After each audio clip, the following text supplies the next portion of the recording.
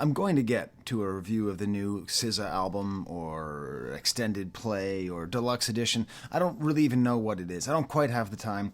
I got all 4 children under the same roof. Doesn't happen that often. It's a busy time. But I still had to talk about the song 30 for 30. And at the end of the video, I'll tell you my favorite episode of ESPN's 30 for 30. But before I even get to this track, I have so much to think about and so much to talk about. I'm really excited. This came out. I did manage to get tickets to see Kendrick and SZA, and I'm getting to know SZA better. She's not really like my style, but I really appreciate her albums. And obviously, I love Kendrick. And so I'm going to review this song.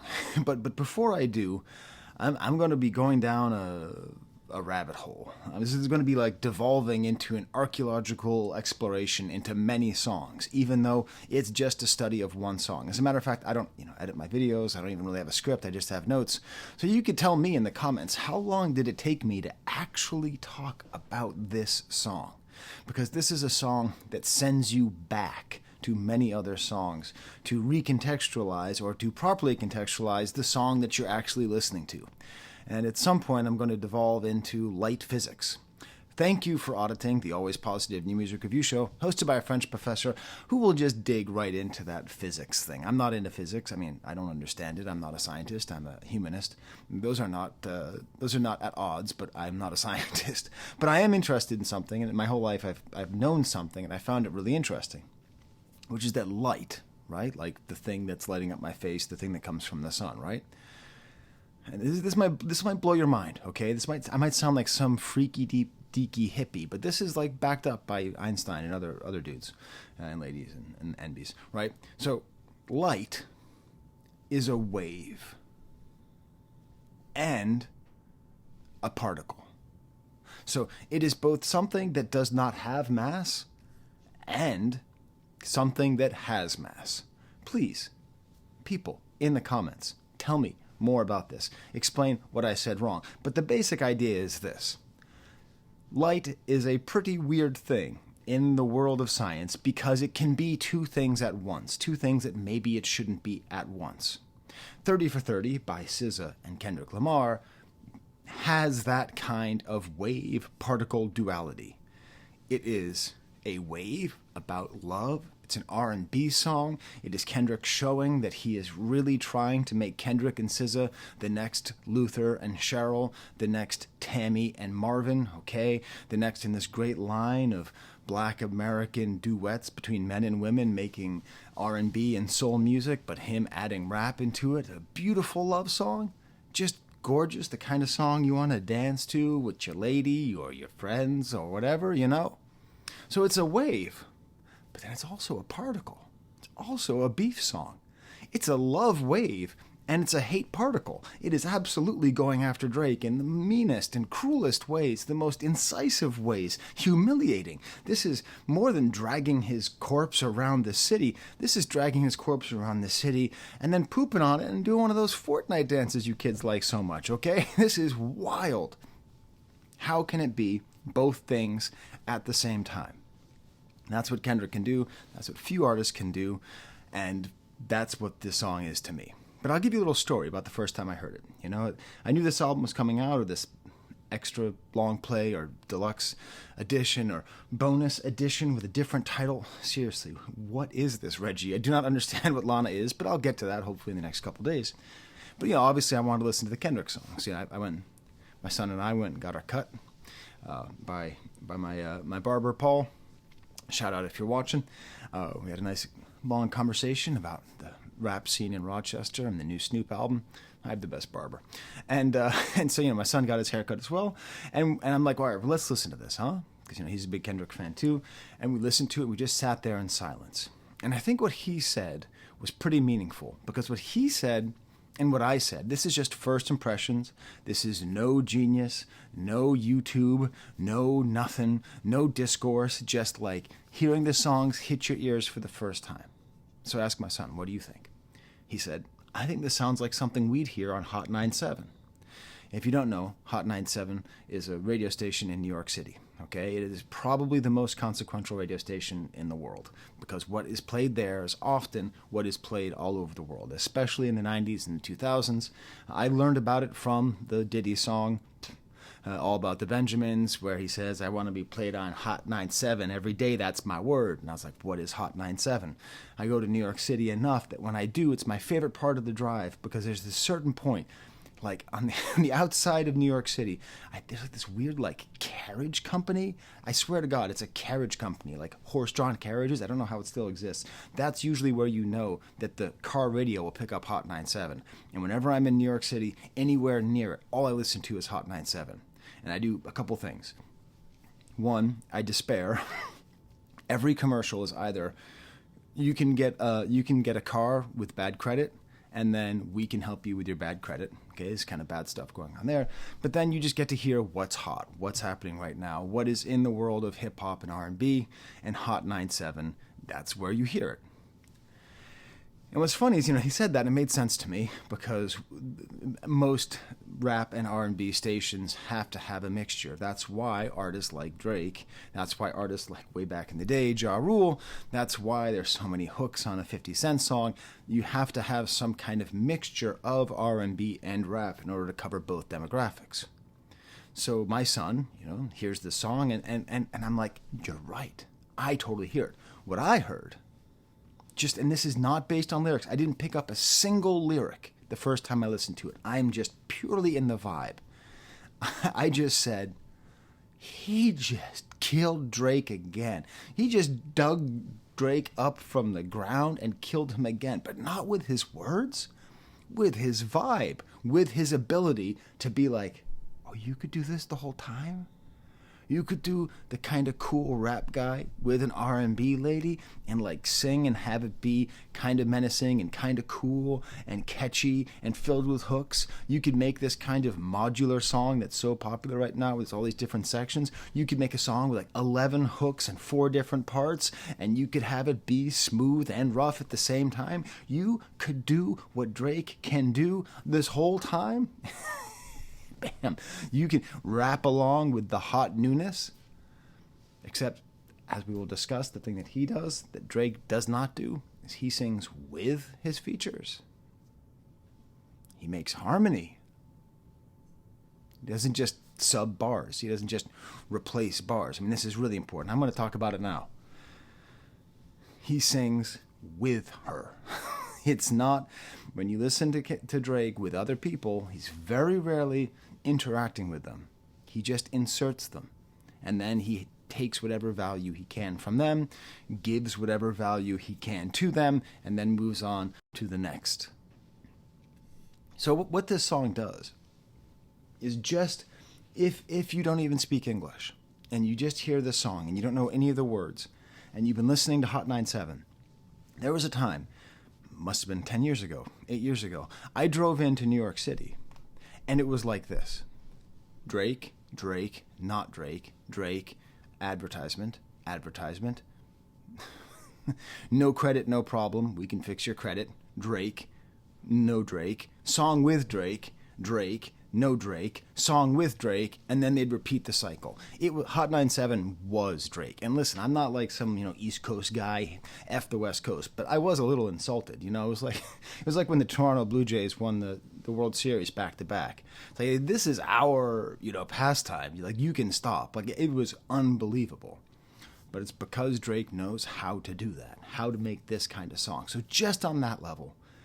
But the other thing it does, obviously, is it sends you back.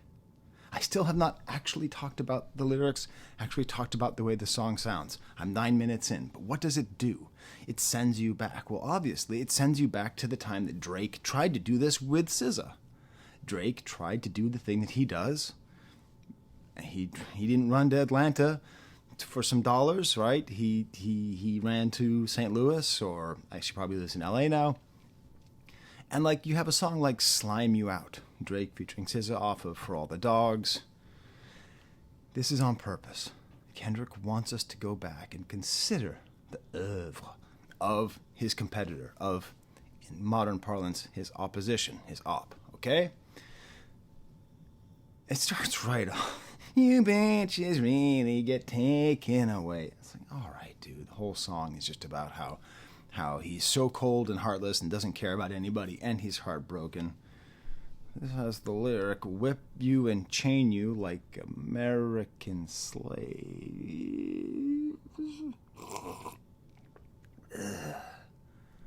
There's not coffee in there. That's horse hockey. What was that, Drake? He talks about how he calls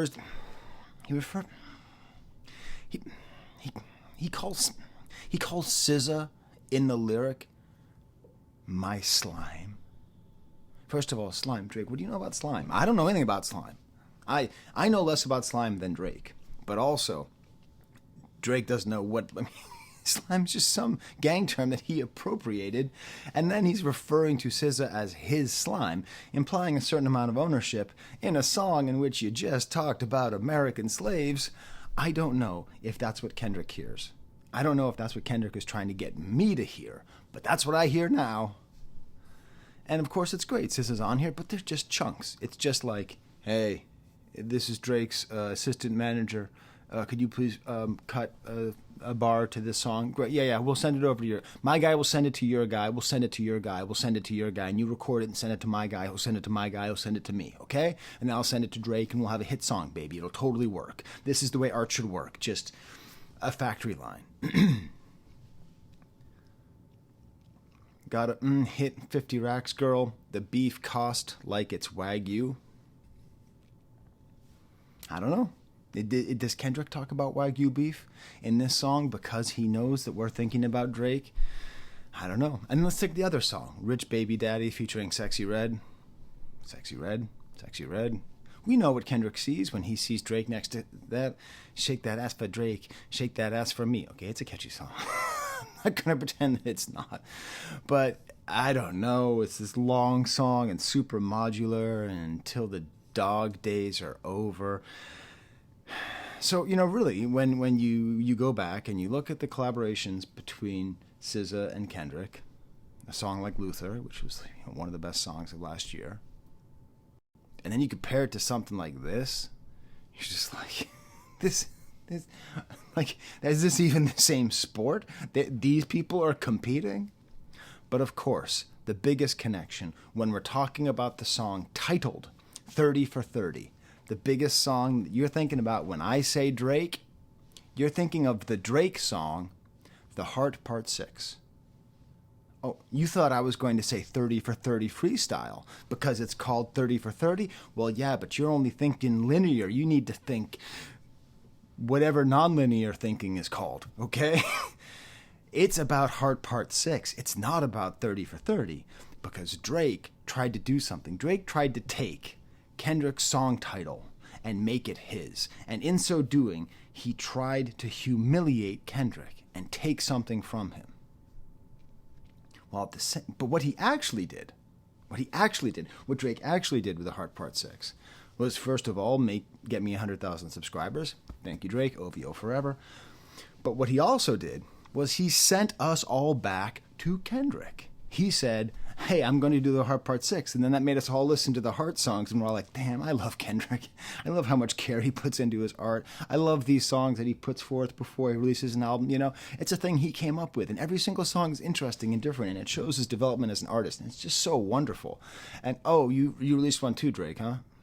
That's it, huh? Well, that's okay. I mean, we can't all be Kendrick, but it's cool that you recognize that you're not as good as Kendrick. Oh, the point of the song was making fun of Kendrick? I'm sorry, I got lost. Oh yeah, and let's listen to the lyrics. Oh yeah, you're talking about Mother I. Okay, so yeah, so you misread Mother I. Thank you again, OVO forever. You misread you miss that. You miss Mother I, and then you send us all back to Mother I, and then you remind us all that Mr. Morale and the Big Steppers is a great album. That's what Drake did. Drake did that by quoting The Heart Part 6. It completely blew up in his face the worst possible way, okay? It's almost like Kendrick called his bluff. Anyways, it's like his own work called his bluff. So when Kendrick calls a song 30 for 30, when there already exists a song called 30 for 30 Freestyle by Drake, he's doing the same thing. This is his Heart Part 6. Okay? And this is getting confusing because Kendrick has a Heart Part 6 on his new album, which should have been a response to Drake's Kendrick Heart Part 6. But instead, Kendrick did the most amazing thing he could possibly do and just talk about his rise and his love for his partners who he's now leaving to go off on his own. Like, he made this beautiful ode to creativity and love and compassion and what's that term? Family and equals and just all these things. Companionship, colleagues, compatriots, everything together. The Hard Part 6 by Kendrick is about together. So he didn't spend that bullet that he could have going after Drake. So why not spend that bullet now? Name a song after a Drake song that sends us back to the Drake song. So we go back to 30 for 30 Freestyle off of the album with Future. All right, because Future is how everything started with Like That, the song in 2015. First of all, let me not front here. The song 30 for 30 Freestyle I probably like more than 30 for 30 by Kendrick and SZA. It's Drake the way I like Drake. I like bitter Drake rapping over a beat. I like Drake when he's not like either. I like the song. What can I say? I like the song. But when you put it in context to this beef, he starts right off, never thought I'd be talking from this perspective, but I'm not really sure what else you expected when the higher-ups have all come together as a collective with conspiracies to end my run and send me a message. How did you know, Drake? How did you know this was going to happen? How did you write a song in which you talk about what's going to happen to you in 9 years? I mean, I'd say hats off for a solid effort, but we didn't flinch for a second. Yeah, Drake didn't flinch. You can tell that because he goes on to live streams with crooks and scum, supporting scum and filth. I'm going to get to you, Drake. I'm madder at Drake than I've ever been. Drake is the most socially irresponsible rapper in history. In history. Never forgive Drake for this gambling bullshit. Ever. Ever. Crack dealing's got nothing on what he's doing. Gang activity has nothing on what he's doing right now. Yeah, we'll get to Drake Steak soon enough. Can we just call him Steak from now on? Ugh, God damn it! I'm so angry. I'm sorry. I was talking with Paul about online gambling addiction. It's a real thing. We'll talk about it in a second. Anyways. When he's on the stream with XQC and the rest of his shills, right? The rest of his little corporate toadies, okay? And he's sitting there and he's saying, I'm fine. There's nothing wrong with me. I'm totally good. I'm not affected. You think hey, chat, do you think I'm shook? Hey, chat, what should I do next, chat? Huh? And meanwhile, XQC is next to him. And XQC's like, hey, Drake, I love your music. I've never heard any of your songs. I don't know who you are. And we're just being put together because our real corporate baby daddies are not Lucian. It's whoever the hell runs Steak.com. And you go through the rest of the song. The pen is working. If you need some ghost lines, I thought you wanted yours like I wanted mine. It'll be January in no time. Is Kendrick trying to give us this indication that it'll be January in no time because it's the end of December and he's releasing the song? I don't know. And then the song ends with a really weird tone. Paternity testing. I'm still in the Drake song, by the way. 18 minutes, 50 seconds in. I still haven't talked about the Kendrick and SZA song, but you're with me. This is why you come to me, I hope. Or you're not here, or you already left. Statistically, according to YouTube, you're not here. Paternity testing for women that I never slept with. Dude. All right, this is not going to look good in the future, but okay.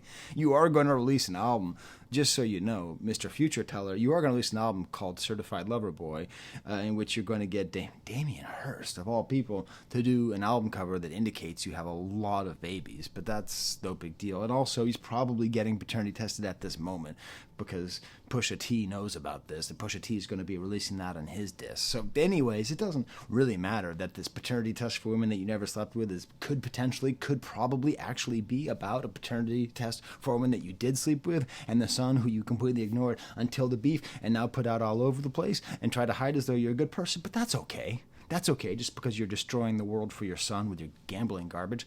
I'm legally obligated if they request it. So much legal action, I am Michael Jackson. I have a question for you. If Kendrick released a diss line and said, "You've got so much legal action, you're like Michael Jackson," would we not all say, "Oh, you did it, Kendrick. You could not have said it better"? Because in this whole question, in this whole beef, there's always been the idea of Drake as Michael Jackson and Kendrick as Prince. One being just pop and manipulated and shady and probably a criminal, and then the other being a misunderstood and admittedly quite small in stature physically, but large in stature artistically, the Prince versus Michael Jackson thing. And so he says, "I'm Michael Jackson," but like, why is Michael Jackson why is he in so much legal action? Most of it's because he's touching kids.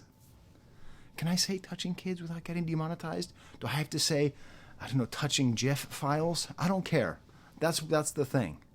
So in this song that Kendrick has thrown us back to, it has a verse where Drake says, "I don't have illegitimate children.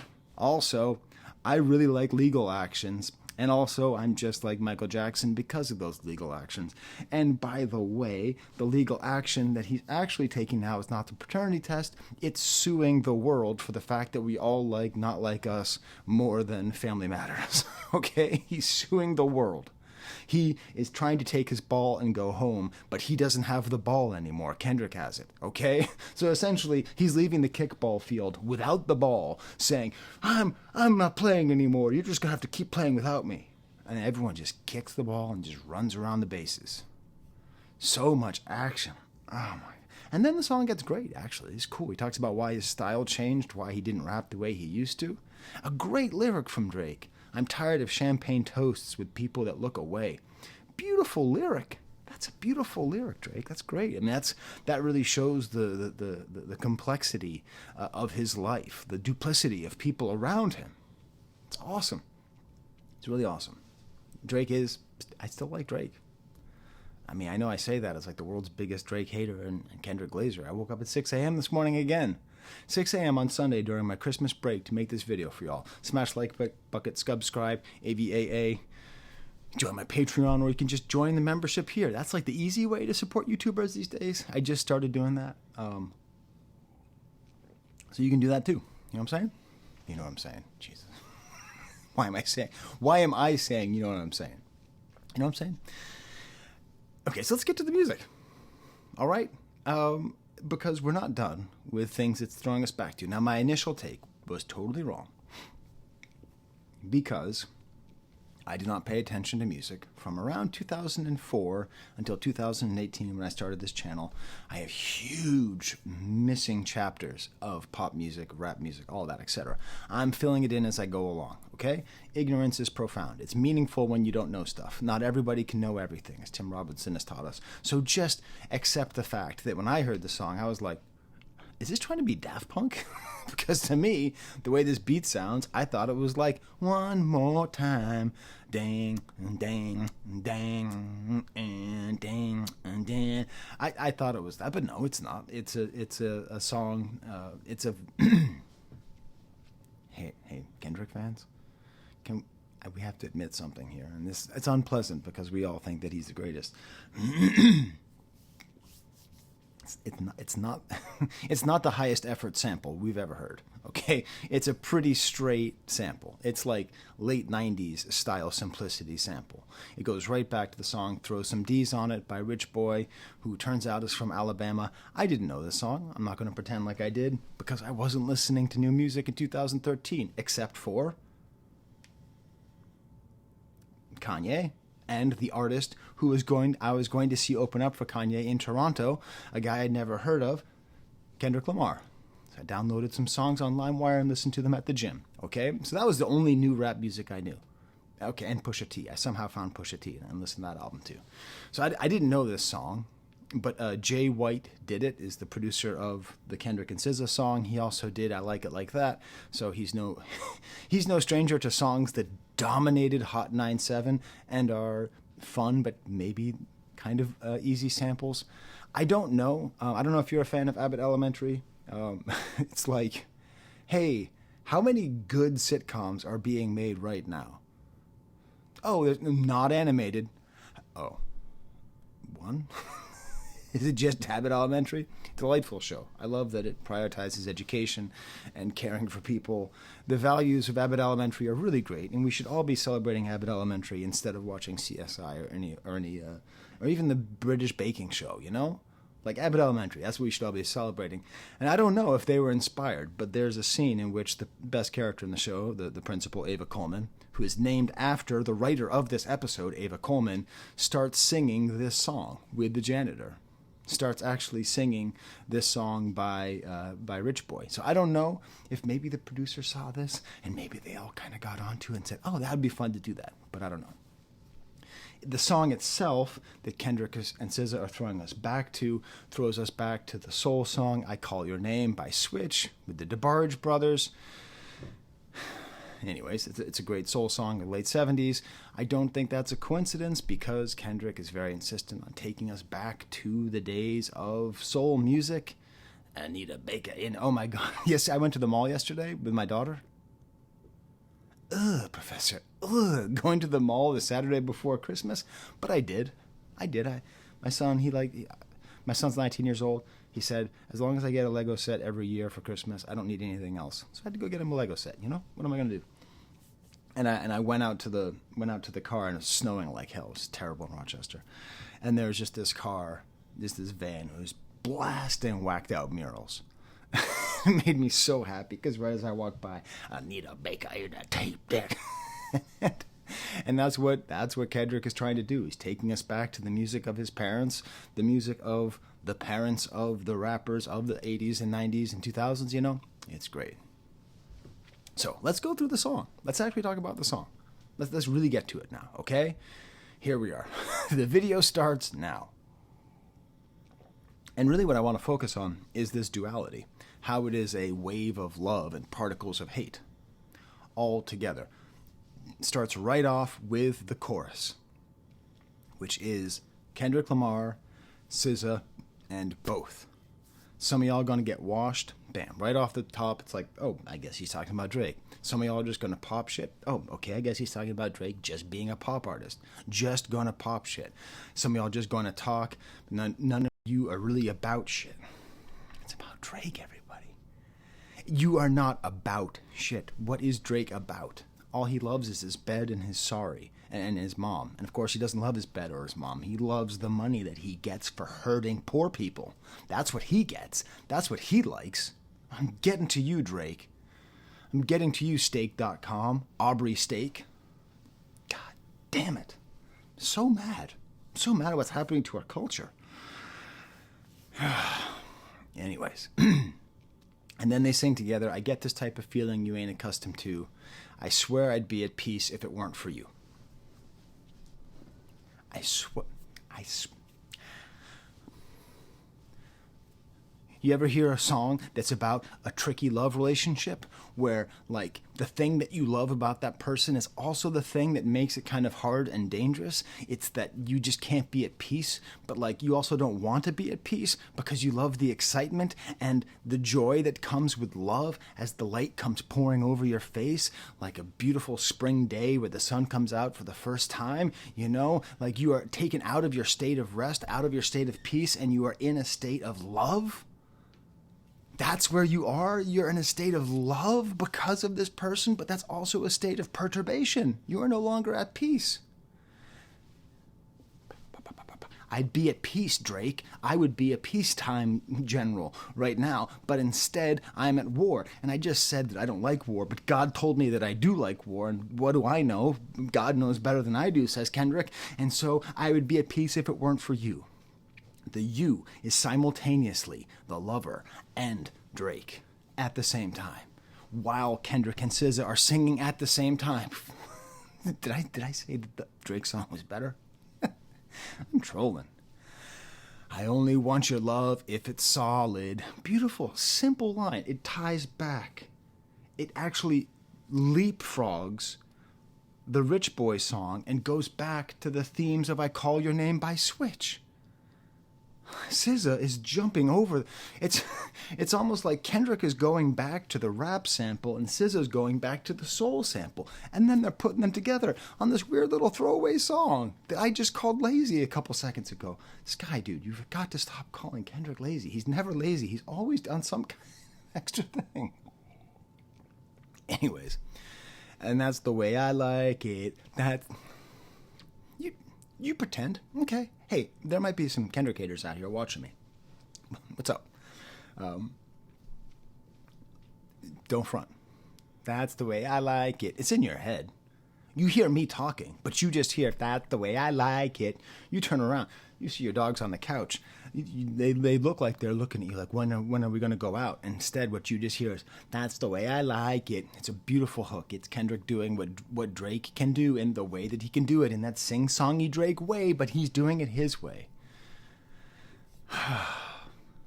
And again, it's F me, it's F you. That's the way I like it. In this case, it's both F you, F me as in war, it's the particles of hate, and it's the wave of love of a love relationship. I wipe him down in front of the N-word.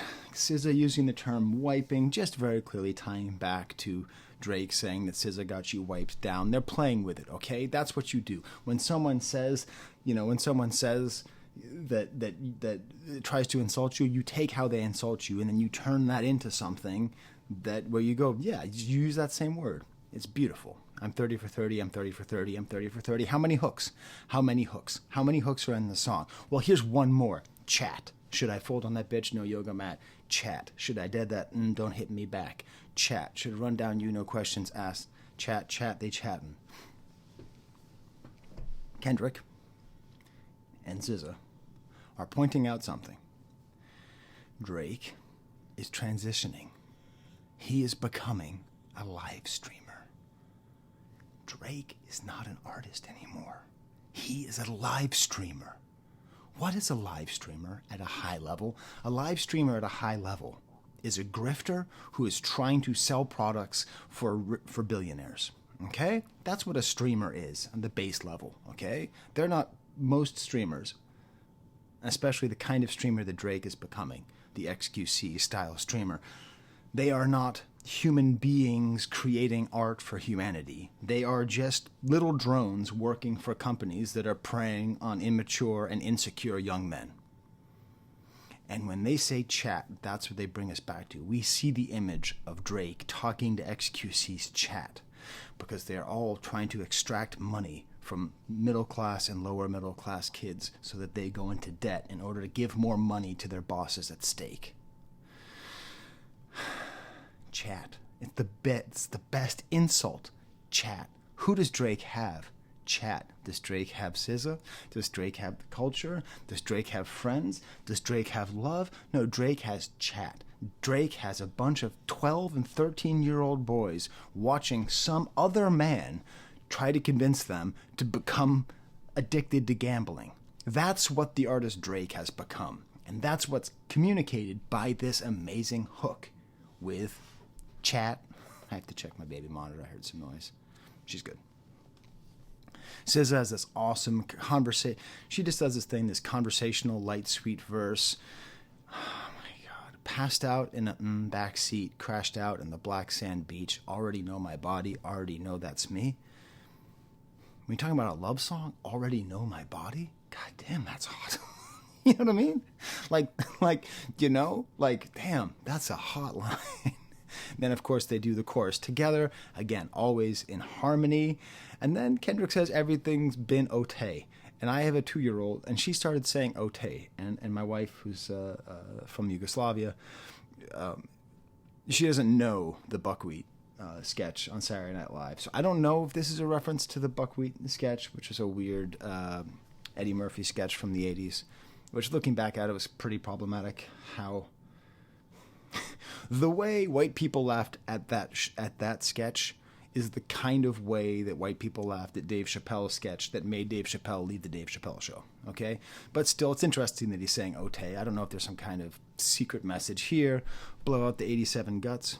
Does this mean he's putting a supercharger on his GNX? because that's actually not cool. Like, as a car guy, which I'm not, but I used to be a poser car guy. I'm now just not a car guy who used to be a poser car guy. But you can't put a supercharger. No. Tell them I was on the PCH. That's the Pacific Coast Highway. If you've never been to Los Angeles, yeah. You're not getting anywhere. If you have to take the PCH to get somewhere, you might as well just walk. Man, that city's got too many cars. You effing witness, they think they're cuter than you. Oh. So here's this crazy line of things that go, ooh, oh. And it's an interesting thing. He was creating this little hook with this kind of rhyme with a pause in the middle of it. You, oh. Say you on your cycle, but he's on his period 2, oh. So he's just rhyming 2 and oh. The table's been turning so much, I was thinking it's foosball. He's he is imitating Drake on this verse, on this line. He's imitating foosball. It sounds like something goofy that Drake would say. I've only played foosball once. I was in the basement of a bar in Czechia, in the Czech Republic, with my friend David. And I thought because I was good at rod hockey, I would be okay at foosball. I got my ass kicked by those Czechs. I will tell you. I did. Great beer, very good foosball players. Man. Cheb. It's a nice place. The tenderness of them mistaking it for some Wagyu. Wagyu, Wagyu, oh. You, oh. Foosball, you, oh. You, oh. 2-0. And then walk like Kenny. Walk, talk like Kenny. Is he the best person at saying the word walk? He might be. Like Solana, it's a crater or a spaceship. Shut the F up. Get lost. No favors. I'll wager whatever you're worth. I ball. I'll wager. So that's the thing. I've been saying how angry I am at Drake, but I am. Online gambling, gambling through your phone, is class warfare established by the people who own the gambling. And these are not gangsters. These are not people who are going to go to jail for what they are doing to people. They are perfectly legal. They paid off the politicians, and the politicians made it that it was legal in most of our country to gamble on your phone. And they made it that the first bet was free. Who pays for that is actually tax write-offs, which means you, as an American taxpayer, are most likely funding Stake.com, funding FanDuel, funding MGM Bet, so that they can get people addicted to gambling on their phone. I don't have a problem with sports gambling. I mean, I don't think it's good, but it's whatever. Before Duke, the guy Duke from North Carolina, who the college was named after. Before he invented an automatic rolling machine for cigarettes, tobacco deaths didn't happen because you couldn't smoke enough. Like, you had to get a bowl and a pipe or a cigar or whatever. But once you learned how to roll a cigarette and put it in a little piece of paper, then it was very easy, and all of a sudden people started dying. That's what this phone gambling is. And it's terrible, and our government is letting it happen. And many, many, many middle-class people are being thrown into poverty. Many lower-class people are being thrown into poverty. Many upper-class people are being thrown into the middle class and then thrown in. It's an addiction. It's a cigarette on your phone, as my son said. Imagine if your cell phone could produce cigarettes or crack. That's why what Drake is doing by working so hard to support this online gambling is worse than anyone who's on a RICO case right now. It doesn't matter if it's legal. It's not ethical. So, I'll wager whatever you're worth. I am going to do a video sometime all about Drake and about the image of Drake next to his pool, talking to chat and just being addicted to gambling. And just, he's simultaneously like smoking crack on screen, okay? He's like simultaneously like shooting up heroin because he's an addicted gambler, while also trying his best to get everybody who is watching him to join him so that his drug dealer gets richer and that he gets the drugs for free. It's beautiful. It's beautiful that it's being attacked, even if it's indirectly. And of course, it can't be too directly because Kendrick is doing the Super Bowl. And who makes the most money off of sports betting now? It's the sports leagues, which have all decided that it's okay and good, actually. it's actually good that people are losing their life. So Kendrick is involved as well. Kendrick is supporting the NFL. The NFL supports sports gambling. We are all involved here. And it goes back to the, everything repeats because it's a pop song. Do I let him bump his gums or get him whacked? Chat. Kendrick just one more time being like, hey, you know what, everybody? I think maybe you haven't gotten enough cold-ass Kendrick lines. So let me just, right here at the end, just throw in this one line. Do I let him bump his gums or get him whacked? You're welcome. It's cool. I could do that too. I could do the singing thing. And, I can also do this. Do I take his head off and wear it for fashion? Jesus Christ. It's like the coldest line. Do I do my stuff and take it to the max? Bam, bam, double hit. Do my stuff, which takes you the #1 song of the year. Whap, whap, whap, whap, whap. Let me do my stuff, okay? We all know that.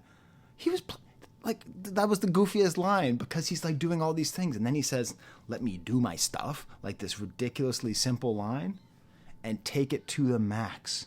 Drake, instead of performing at the Super Bowl, is going to be performing in Europe for his I Support a Gambling Addiction tour, which he is calling Anita Max Win, because that's his little character where he tries to make crippling gambling addictions that destroy families and will continue to destroy families for as long as our government permits it to happen, which will be indefinitely because all of these chat streamers are in bed with Trump, okay? Not like Biden did anything to stop it either. All right? So I was just thinking about that. No, I'm not going to complete that sentence. I almost said something I would have had to edit out. Okay. It was related to Mario Brothers. It's a me. But taking it to the max, he's intentionally trolling. He's intentionally calling him out while doing his stuff. They chatting. So there you go. There is my take on the song and all the places it takes us. And why it's such a great song is that it manages to be a perfect wave and a perfect particle. I said I'd tell you about my favorite 30 for 30. My favorite 30 for 30 is called Once Brothers. I want to make sure I got the title correctly. And it is some of the best journalism you will ever see. Because, my wife is Yugoslavian, as I said earlier, which means when she was born, there was one country called Yugoslavia. These are my Patreons. I haven't updated this list in a while. Thank you all to all the people who have joined and all that. I apologize. I've been super busy. I've been doing all my year-end stuff, okay? So this 30 for 30 breaks down how the country of Yugoslavia broke up, and in particular how the countries of Serbia and Croatia were taken out of Yugoslavia, right? They became their own countries. And it's the story of Vlade Divac, who played for the Lakers, and Dražen Petrović, how they were brothers and friends in the Yugoslavian team, but as the Civil War came out, how they became enemies and how their dissolution echoed the dissolution of the state itself. It is journalism and documentary filmmaking at its absolute highest level. And when I first met my now wife and I asked her, what can I do to better understand your culture and your society? She said, watch the 30 for 30 Once Brothers. That's what she said. So educate yourself. You'll learn a lot. It'll be amazing, and it's super well made. And it'll make this Celtics fan love Vlade Divac. Weird world. All right. Until next time, tell me what you think about this song. Oh, I got to check on the baby. Wait, where's... Oh, yeah. Here it is. What's she up to? Yeah, she's rolling around. Oh, you want to see the dogs? Yeah, boys, we're going to go out. You want to go for a walk, Toby? Huh? What do you think? Yeah? All right, there's the camera.